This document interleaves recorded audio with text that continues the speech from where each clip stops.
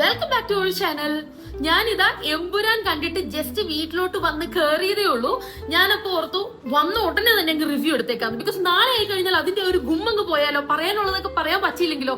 അപ്പൊ വന്ന ഉടനെ തന്നെ നമ്മൾ റിവ്യൂ ഇടുവാണ് ഓഫ് ദ മൂവി എമ്പുരാൻ.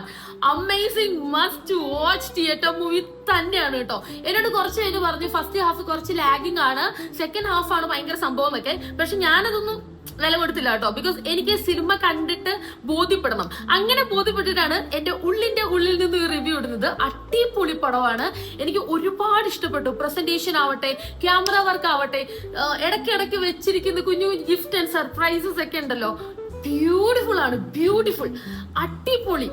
അതായത് മെയിൻ ക്യാരക്ടേഴ്സിനെയൊക്കെ അവതരിപ്പിക്കുന്ന സമയത്ത് അവരിങ്ങനെ വരുന്ന സമയത്ത് നമുക്കുണ്ടാകുന്ന ഒരു ഫീലിങ്സ് ഇല്ലേ, അതൊരു പ്രത്യേക ഫീൽ തന്നെയാണ് കേട്ടോ. അത് ആ തിയേറ്ററിൽ പോയി എക്സ്പീരിയൻസ് ചെയ്താലേ മനസ്സിലാവുള്ളൂ. സിനിമ എങ്ങനെ ഉണ്ട് എന്നുള്ളത് തീർച്ചയായിട്ടും നിങ്ങൾ കമന്റ് ചെയ്യണം. പിന്നെ തിങ്കളാഴ്ച പോയി മൂവി കാണുന്നവർക്ക് കുറച്ച് ബാഡ് ലക്ക് ഉണ്ടെന്ന് ഞാനിങ്ങനെ അവിടെ ഒന്ന് ന്യൂസ് കേട്ടു. കുറച്ച് സീൻസ് ഒക്കെ അവർ സെൻസർ ചെയ്ത് കട്ട് ചെയ്ത് മാറ്റുന്നുണ്ടെന്ന്. പക്ഷെ എനിക്ക് ഈ ഒരു മൂവിയിൽ അങ്ങനെ സെൻസർ ചെയ്ത് കട്ട് ചെയ്ത് കളയേണ്ട സീൻസ് ഒക്കെ ഉണ്ടെന്ന് എനിക്ക് പേഴ്സണലി ഫീൽ ചെയ്യുന്നില്ല. ഞാൻ അതിനെപ്പറ്റി ഡീറ്റെയിൽഡ് ആയിട്ട് പറയാൻ നിന്ന് കഴിഞ്ഞാൽ ഞാൻ ചിലപ്പം പിന്നെയും വർഗീയവാദി നമ്പർ 2 ആവും കേട്ടോ. അതുകൊണ്ട് ഞാൻ അതിനെപ്പറ്റി ഒന്നും കൂടുതൽ സംസാരിക്കുന്നില്ല. But the movie was beautiful, അടിപൊളി, കിടുക്കാച്ചി, കിടിലം.